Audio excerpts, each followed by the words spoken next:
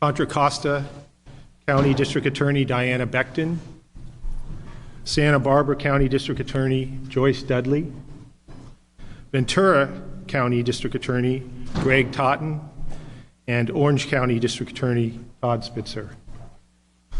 After the last speaker, we will have a short, limited question and answer period. We'll first take questions from the media that's here in the room. We also have set up a remote access for questions from media that are not in the room. We're not sure how that will work. We haven't done that before. I think technologically it will work. The only question is if people choose to remotely question. There will be individual opportunities or opportunities to individually speak with the elected DAs up here on the stage and some of the victims after this short press conference. And we have set up different areas around this room for that to take place. Let's start now with Sacramento District Attorney Anne Marie Schubert.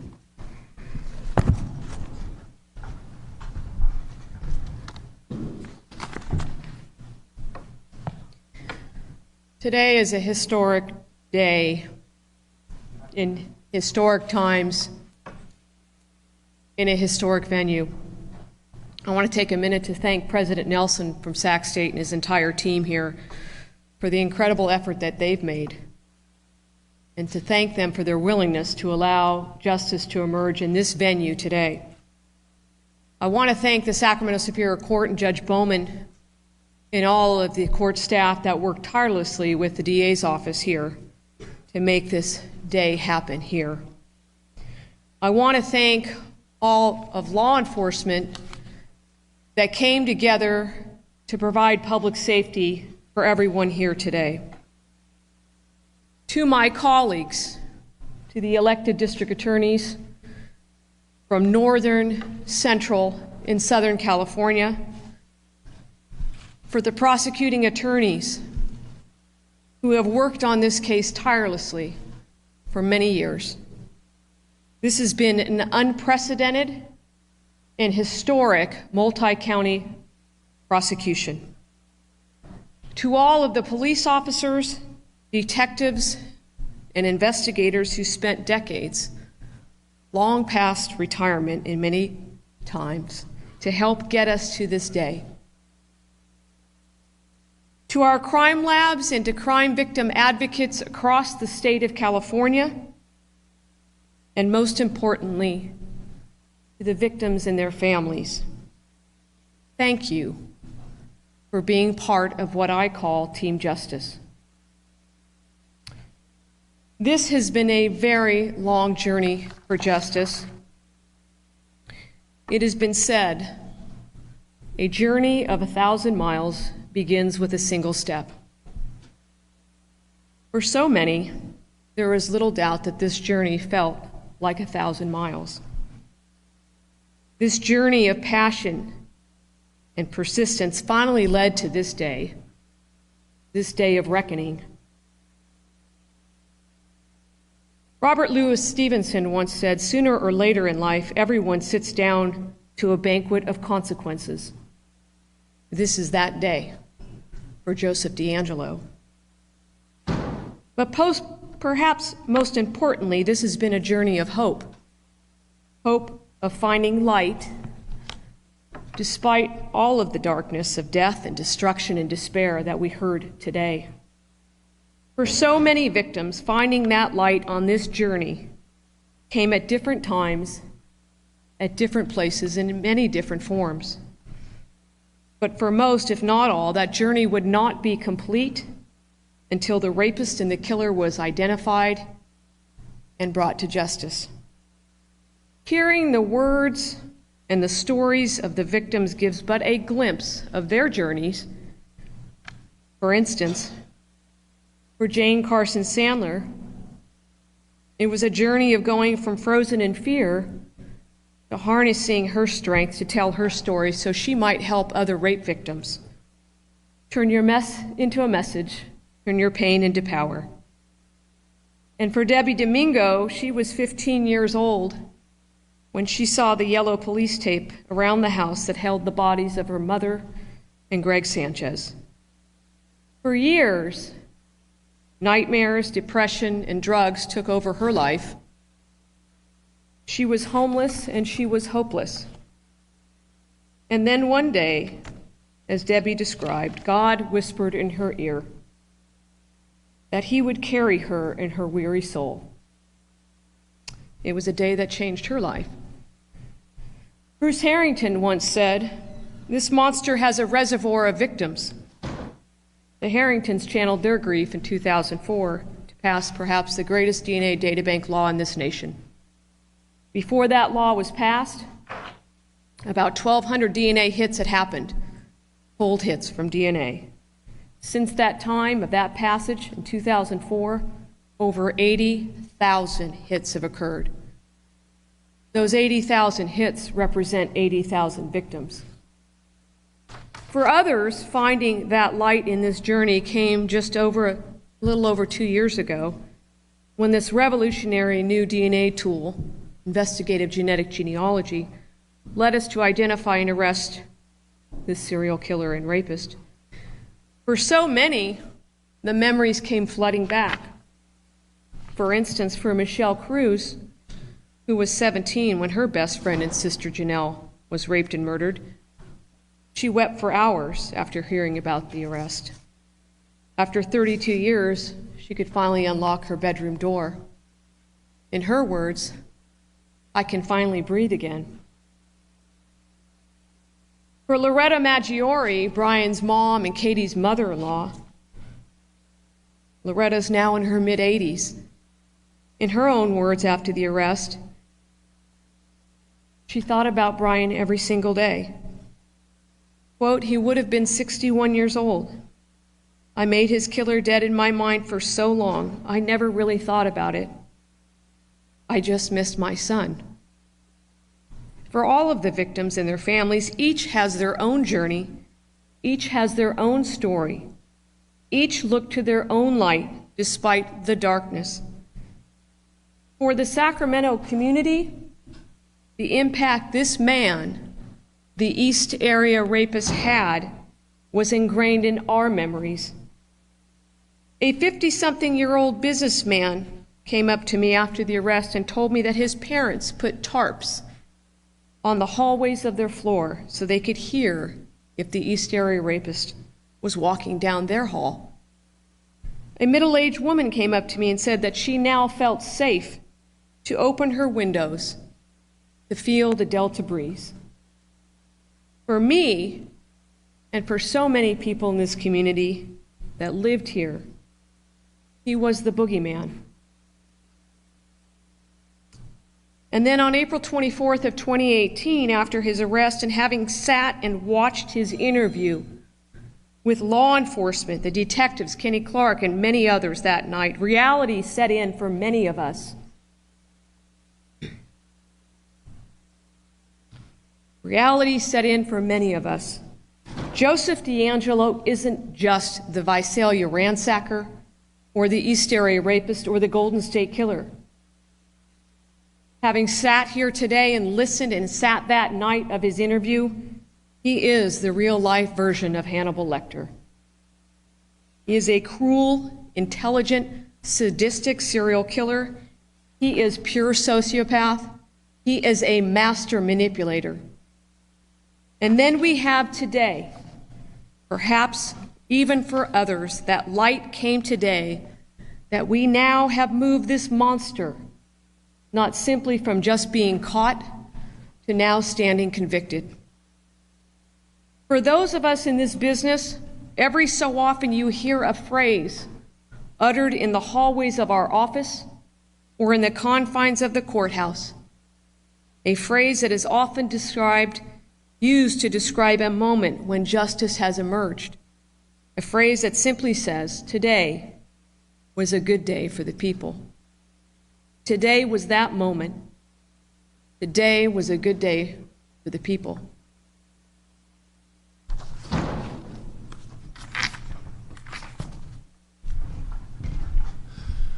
Tulare County District Attorney Tim Ward. Good afternoon. I will tell you that today was an absolute honor and a privilege on behalf of the Tulare County District Attorney's Office and the men and women in law enforcement in our county to stand with and be present with the victims and the survivors that we were able to see today. Your dedication, your commitment, and your defiance today is what fuels us to do what we do. There is no greater honor as a prosecutor than what we saw today. And so I want to thank the team that Anne Marie, Ventura, Greg Totten, Joyce Dudley, Diana Becton, everybody put together, and Todd Spitzer with the contributions of Orange County DA's lab. It's just phenomenal.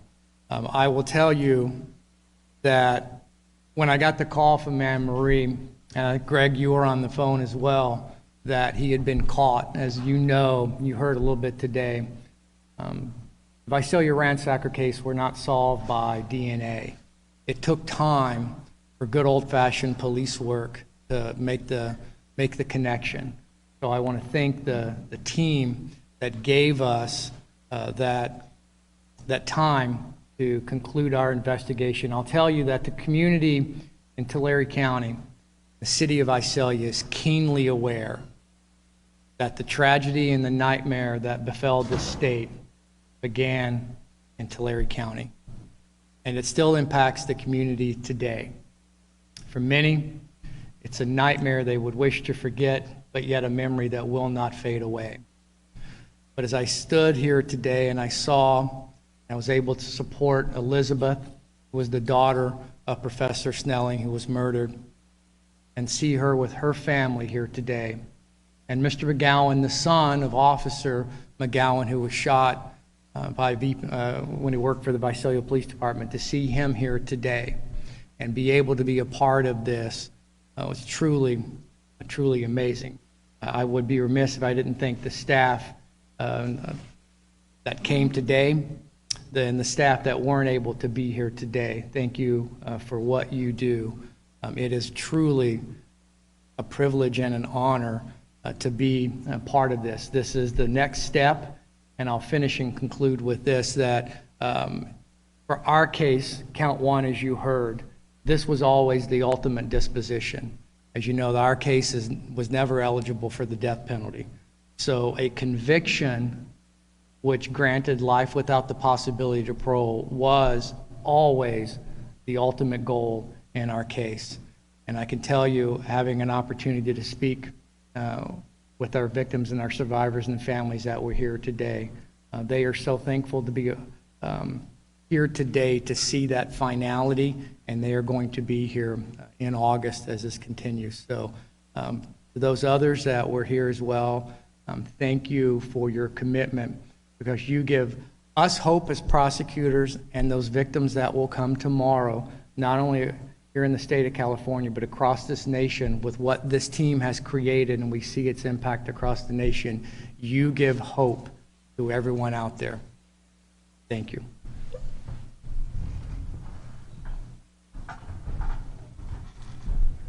The next speaker is Contra Costa County District Attorney Diana Becton.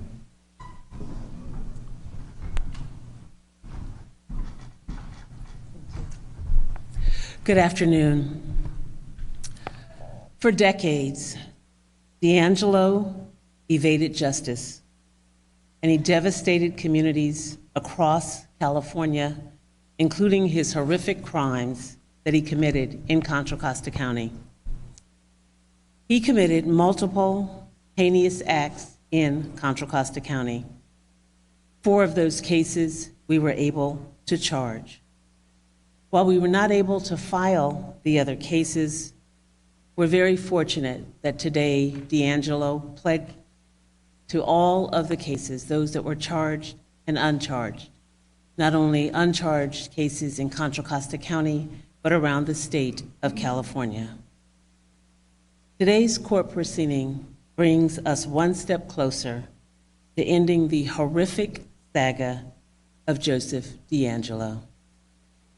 His crimes left a lifetime of scars and pain for our victims and for their families.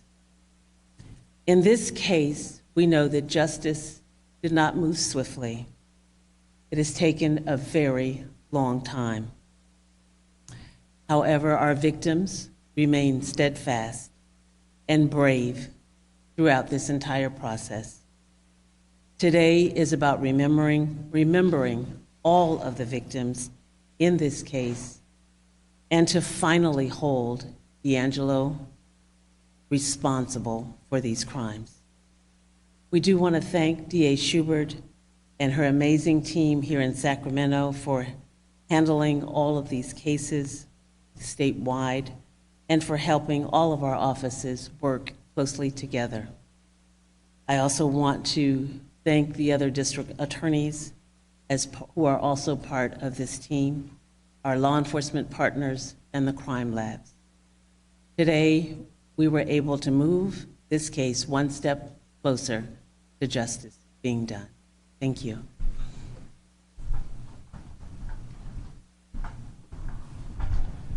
And our next speaker is Santa Barbara County District Attorney Joyce Dudley.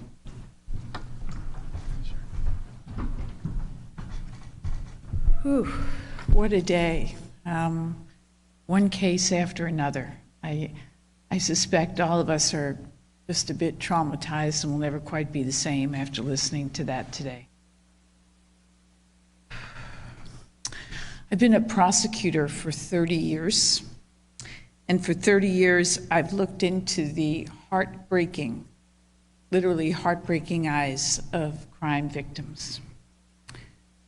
For those who are most severely affected by a violent sexual assault, affected by seeing someone murdered, affected by feeling the pain of knowing their child is in the next room, their child is maybe not alive anymore, their child is witnessing a rape, and possibly their child will witness their mother being murdered. Those crime victims have a sadness in their eyes, and the only way I can describe it is as if a part of them has died. And I always wondered when talking to those crime victims if they would ever fully recover. For those many years, I also believed that justice delayed is justice denied. Today, there were so many emotions in the hours and hours that we all sat here. And I saw so much in the eyes of the crime victims, of DeAngelo's crime victims. And what I mostly saw was sadness and rage and occasional bursts of bravery that were extraordinary. Then I also saw signs of peace as I would walk around and look into some of those crime victims' eyes and their loved ones. It was just the glimmer of peace. And I hope that that is a catalyst to spark the beginning of their healing process.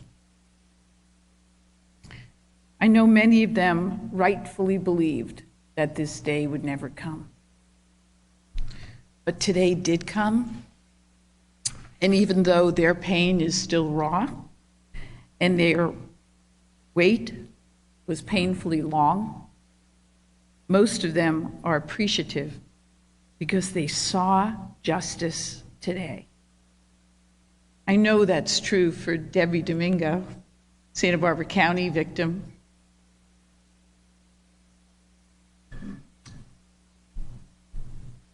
And for all of the other crime victims. And I believe they and I and everybody in this room and every district attorney who's here today owe that to DA Schubert and her extraordinary staff. I also believe the people of Santa Barbara County owe our appreciation to the hardworking and gifted law enforcement officers who worked on this case over the last several decades. And for the past 4 years, I owe a great deal of debt to our remarkable Chief Assistant District Attorney, Kelly Scott, who did this so magnificently, and the people of Santa Barbara County are very lucky to have you. Thank you all for being here today. Please don't underestimate how traumatic this was for you to be in this room, and take care of yourselves. Thank you.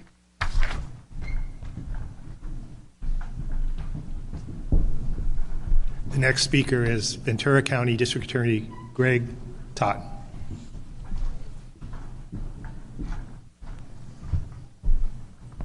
Well, today was indeed a very good day for the people. It was also a very good day for our justice system. I truly believe in my heart of hearts, justice was achieved today.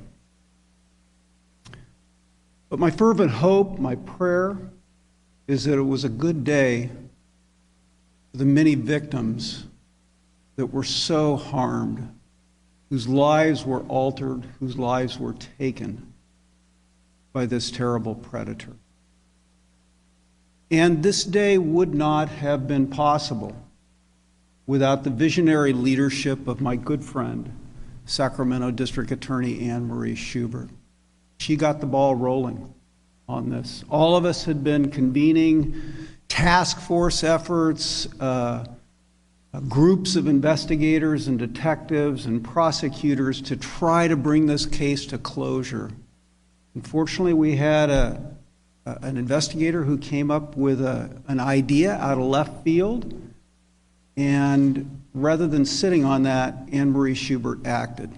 And we are here today largely because of that. So I want to thank my good friend. I want to thank all my elected colleagues for their partnership.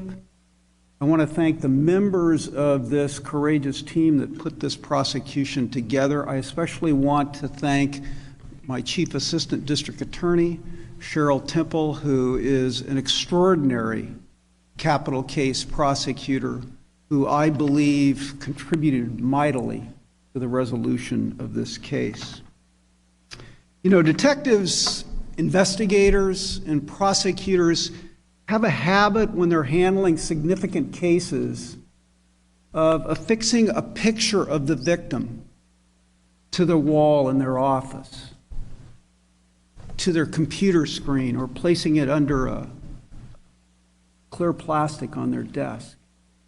And we do this because we want to be reminded of what the case is all about and why that case is important and what our duty and our obligation is to those individuals.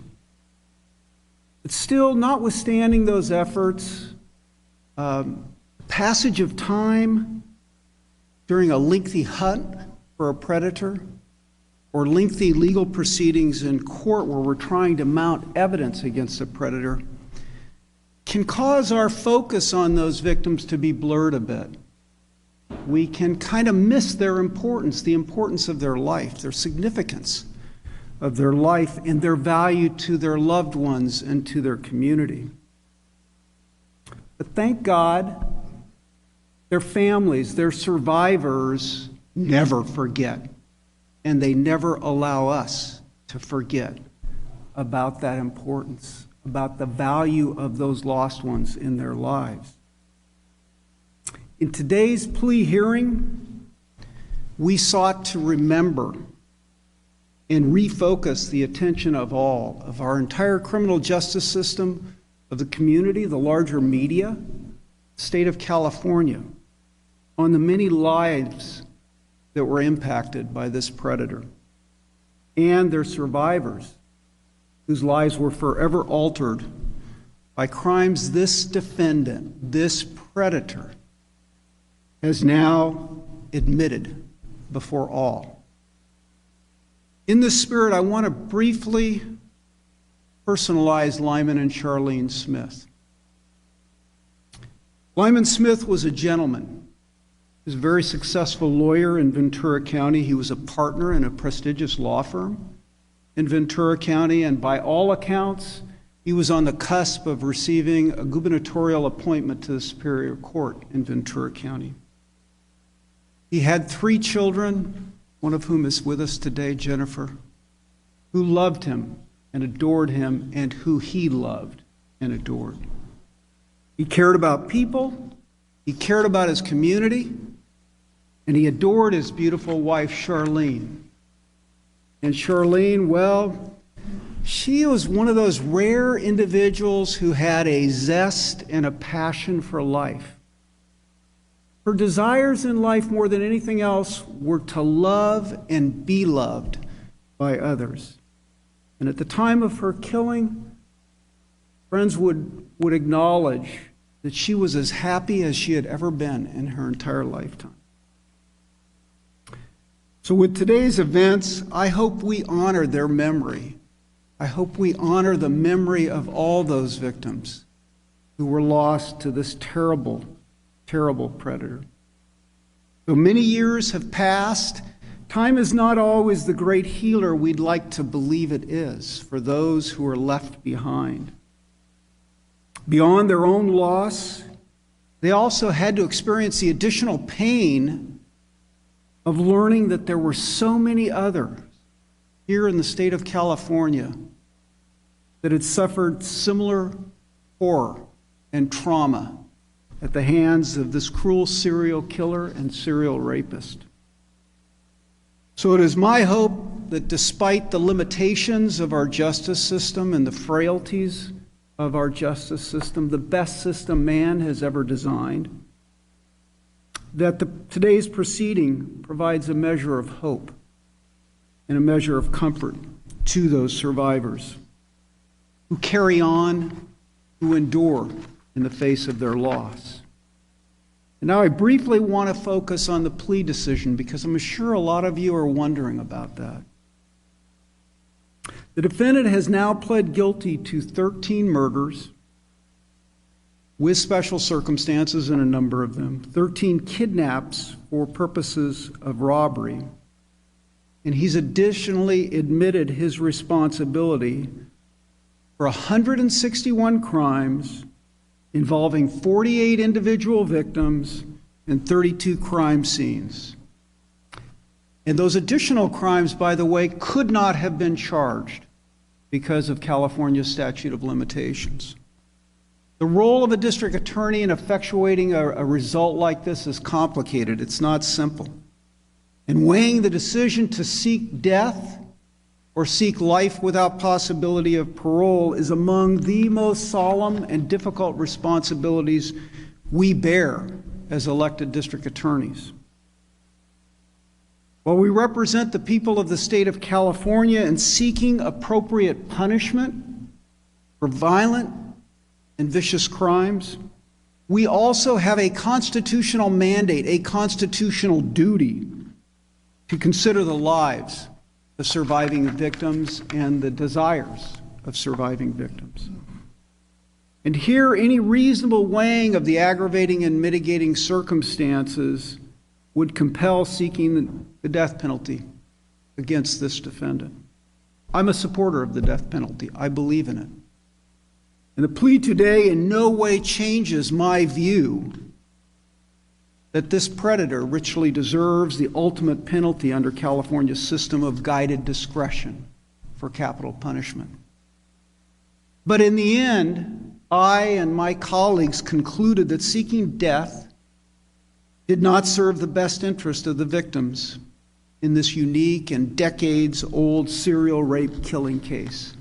The inevitable delays, the lengthy year-long, perhaps decade-long litigation that would have ensued, and the probability that given his age, the defendant would likely die before his trial and certainly before any execution could be carried out.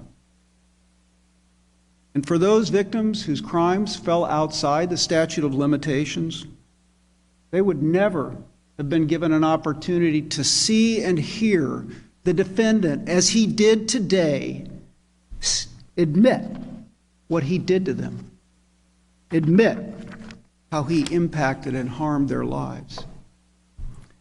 The victims in this case have lived far too long with this trauma. They've suffered for far too many years.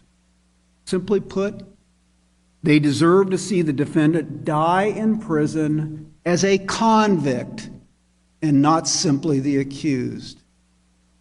And that is the reason we chose this result, which I think is a just and a fair result in this horrific case.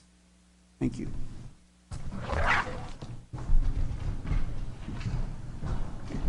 The last speaker before we take questions is Orange County District Attorney Todd Spitzer. Thank you very much. Before I make my comments, I just want to thank my team. I want to thank Pat Dixon, Debbie Lloyd, Dennis Conway, Larry Poole was here, many of you know, investigator extraordinaire. Erica Hutchcraft from the Sheriff's Department has been working on this case for over 20 years. There are those who came before them in the District Attorney's office, just like all of our offices. There are people that have been working on this case for decades. And so I just count myself blessed to be part, and I would like to acknowledge my predecessor, Mr. Rakakis, who signed the complaint from Orange County, and he was obviously one of the leaders in the DNA movement for many, many years as well. Anne Marie, I just want to say publicly to you and to all my colleagues on the stage, to all of you who shepherded this case to today, I am just so impressed as a career prosecutor, your dedication to the word justice and what you achieved today. It's literally amazing. And some of the victims, you're still here listening to us, and I appreciate you staying. Today was a very difficult day for me because our world and our society is upside down. And while the nation is talking about defunding the police, the reason we got to a solution of this crime is because we support law enforcement. Those of you in law enforcement, career prosecutors and sworn and non-sworn, you are our heroes. I mean, the 5 of us up here, 6 of us, sorry. Yeah, 6. We had to huddle up and decide if we were going to seek death. As Greg said, that is one of the most difficult decisions for a prosecutor to make. We had to back away from that because of very, very compelling reasons, and it was very difficult. Today, as I sat here and listened to 7.5 hours of recitation of crimes, I continually asked myself, did I make the right decision? I will go to my grave. Honestly, this was probably one of the most important decisions I ever had to make in my life. Deciding to go for death and then not going for death. But I'm not one of the victims and one of the family members. And there were 2 giants in this room today with us. And that was Bruce and Ron Harrington. In 2004, the 3 surviving brothers funded Prop 69, the DNA initiative. They asked me to be one of the statewide co-chairs of that initiative. That's why I stood up here today and took the factual basis for Keith and his wife, because I felt like I owed the family that because of what we worked together since the last 16 years. Genealogical DNA, without a doubt, has broken through crime solving. But DNA in 2004 broke through crime solving as well. They work hand in glove. They are part and parcel. They're critical. And I'm just so indebted to Bruce and Ron being here today. And so thank you. The case is so disturbing to me for this reason. It doesn't follow God's plan. You don't bury your children when you're a parent. Janelle Cruz was buried by her mom. That's not God's order of things.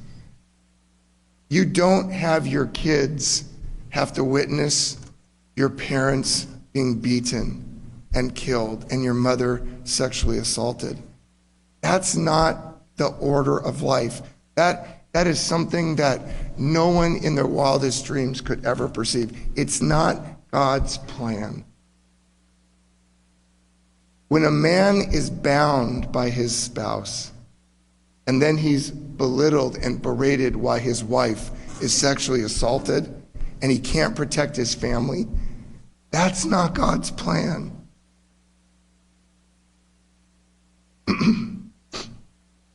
That's why this is so hard. Because I'm a husband and a father too. And if I couldn't protect my family or my children or my wife, that's not God's plan.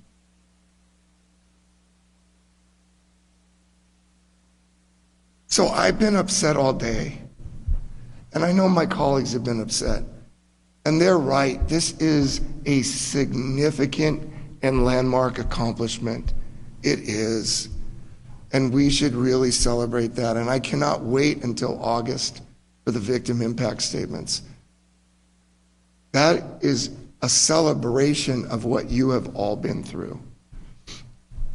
But I don't want anybody to leave here, the journalists or the career prosecutors or any of us as electeds who started, many of us, we were career prosecutors.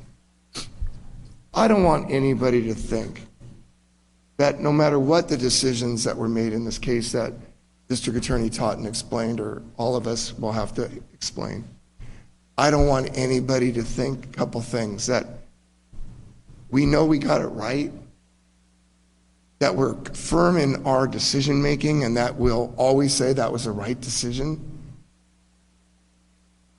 We did the best we could for the victims. I can submit to you that if all of the victims' families from the 4 murders in Orange County had not agreed to life without the possibility of parole, I would not have agreed to this. It came down to me, to the victims. I had to put aside my own personal belief and conviction. And I thought, and I do think, that that's what's going to save me from this constant consternation that I went through all day today. So I just want to say this since we're all together. We have a phenomenal country, man, with phenomenal values, and a dedicated law enforcement and people who care about the system. And I just hope as we leave that this case serves as an example of the difference between right and wrong and what we believe in and our values as a society. Because I am scared about the direction this nation is going and its lack of commitment to law enforcement. This case was solved because of the dedication of law enforcement. And unfortunately, there will be other victims in the future, and they deserve dedicated law enforcement working to protect them as well. Greg and I are sitting at the end of this stage, and that's where the convict sat all day. And there's a real weird aura for me over there. Anne-Marie described this as Hannibal Lecter. I will tell you, I swear I saw the devil today. That is the devil. Anybody who can do what he did over and over and over and seem to relish it over and over and over is the devil. So thank you, my friends, for what you did. Thank you for what you did. You're amazing people. You're all amazing people, to the victims and to the professional staff. And I can just not thank you enough from the bottom of my heart. What a difference in my life you have made. This is a life-changing event, and you all were part of it. Thank you so much.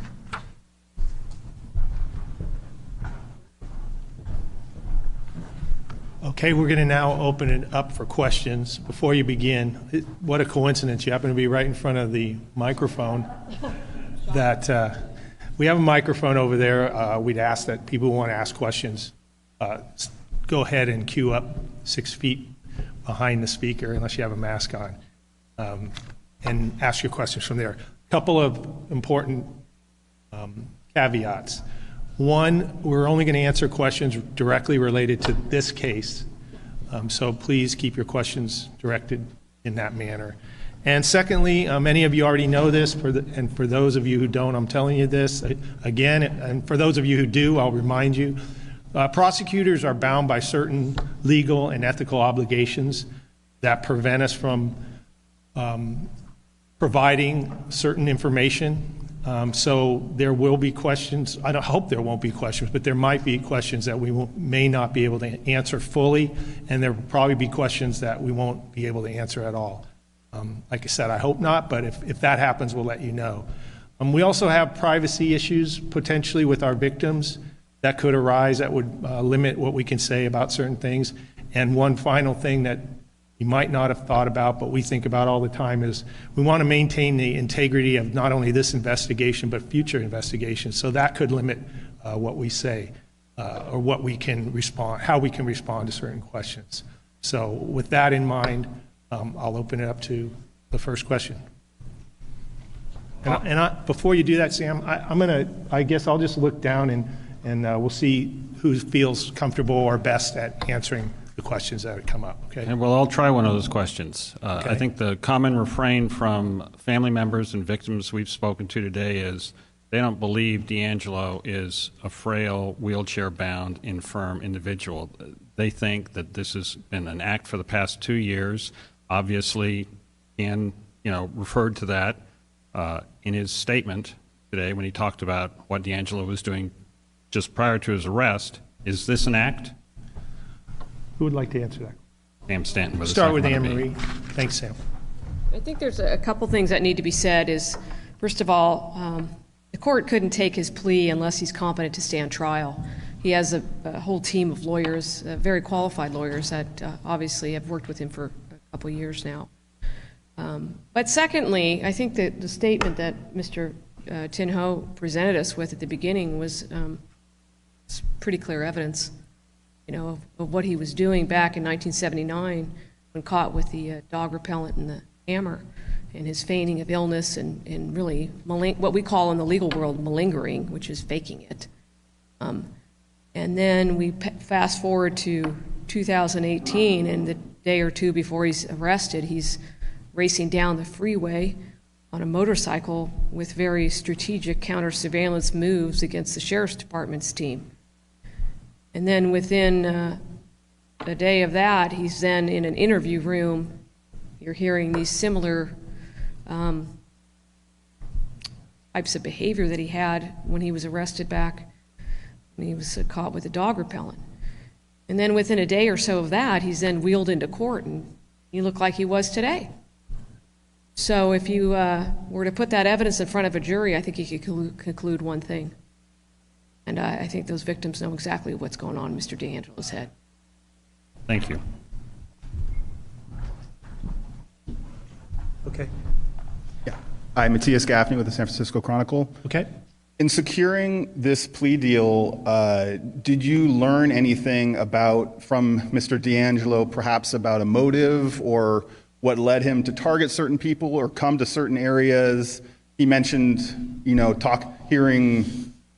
almost sounded like hearing voices when you mentioned how when he was arrested, he was talking to himself and bringing up certain things about hearing voices, that kind of thing. Can you mention anything about that? I think that's one of those questions we're not going to be able to answer right now, so I'm sorry about that.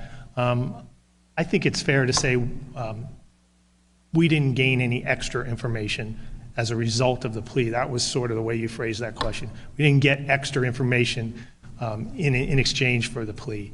But further than that, I can't say anything more than that. Thank you.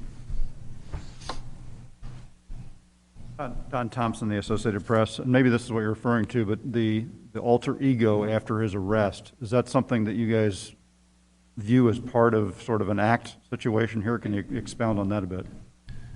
I think that probably, I think I'm speaking for everybody here, that probably fits, again, I'm sorry, but I think that fits into one of those categories where we told you what we can say.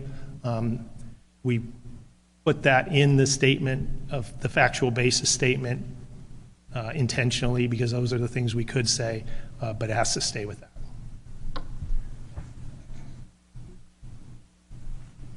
Hi Hi there, Vantia with ABC 10. It was mentioned that litigation otherwise would have taken, could have taken 10 years or so.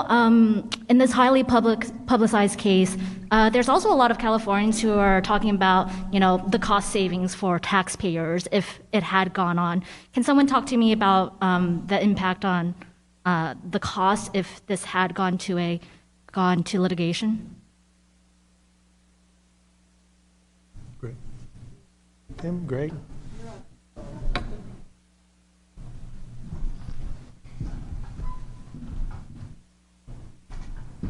I think I drew the short straw. There's no question that capital litigation is time-consuming and costly. On the other side of the equation, housing somebody in state prison for life without possibility of parole is also costly. Our big concern and focus was more on the delays that would have really impacted the case. We knew that we had already lost a number of victims. I think Mr. Ward mentioned a victim in his jurisdiction that had passed away, key witness in the case, and we were losing other witnesses as well. And so just from a practical standpoint and actually bringing the case to trial and mounting a prosecution case, we were in jeopardy from the standpoint of being able to put on evidence because we were losing witnesses. A case that spans 45 years presents some very unique challenges in that regard. But I think more fundamentally, a driving force, and I think we've all hinted at this in the decision-making process, more so than cost, more so than mounting a case, was just what it meant for the victims who had so long suffered for this, and there would be further delays that would just continue the trauma for them. So we saw, making a decision, a difficult decision for us, as the right thing to do for the victims of this predator. I hope that answers your question. Is there a dollar amount that you could put on if it had gone to litigation? There's all kinds of research studies that talk about the cost of capital punishment versus life without possibility of parole, and I wouldn't want to challenge that area. It's expensive. There's no question about that. But you think about the scope of the crimes this man committed and the harm he has done and the cost of that harm to individual victims' lives who were changed, it probably impacted employment, it probably impacted health, it impacted so much in their lives that is priceless, that you can never give them back. And so I think we have to take into account those kinds of costs as well. Hi, George Warren from CBS 13. Okay. Hi, George. Hi. We have two questions coming up, so this will be. I think a lot of people, myself included, thought that he may never have been caught because he's dead or serving time for other crimes. By my math, the last homicide, 86, he would have been about 40. So how could a guy, or any thoughts, theories on a guy so depraved who derives such enjoyment from his crimes, why he would stop at such a relatively young age? That's a great question that has been discussed. I'm not sure how much we can go into that. We have these question and answers, and you're asking very reasonable questions. But it is unusual, is it not, for a serial killer to stop? I think everyone would agree it would be unusual, yes. And there's probably people who debate whether he did stop or didn't stop, but as far as we know, he did. I think that's fair to say, and that's about as far as we can go. Thank you.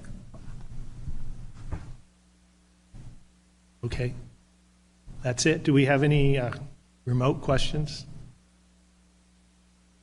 Yes, one from Tom Bolton, News Hawk, Santa Barbara. Can someone explain how D'Angelo came to be in the various communities, especially Santa Barbara and Southern California? Sorry, these are some of the facts of the case we can't talk about. Now, that's probably one that we can talk about potentially anyway. I won't commit everyone to that, but after the sentencing, we might be able to explain some of those things. There was a lot of investigation into, obviously, once he was caught, everyone wanted to find out whether there was a connection between him and the community. So there was an investigation into that, and maybe we can go into that in August. This is a question for District Attorney Spitzer. This is from Nick Gerda at the Voice of OC. We want to get your perspective on the apparent transfer of half the Orange County evidence in the Golden State Killer case out of the Sheriff's Department into the home of author Michelle McNamara when it was still an open case. When did you learn about that, and what was your reaction? Did this movement of evidence affect the course of the prosecution?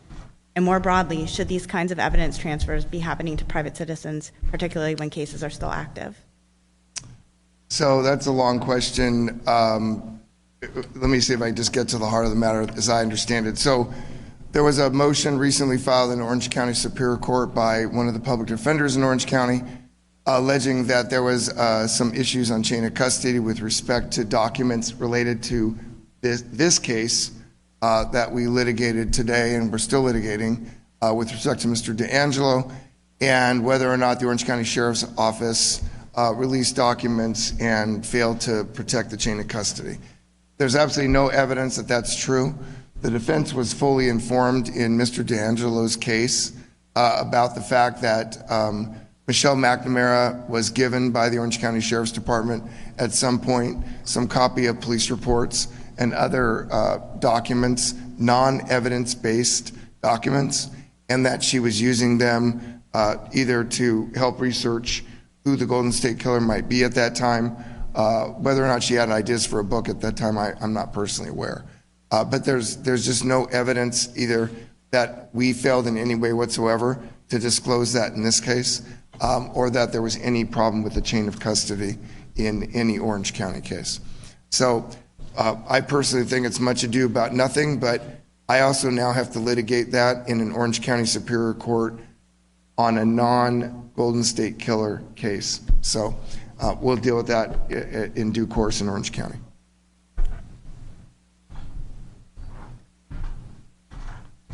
Okay, it sounds like that's all the questions we have.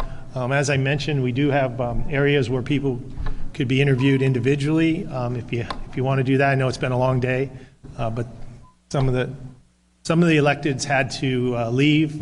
I think they had flights probably, but those who are here might be willing to answer some of your questions. Thank you.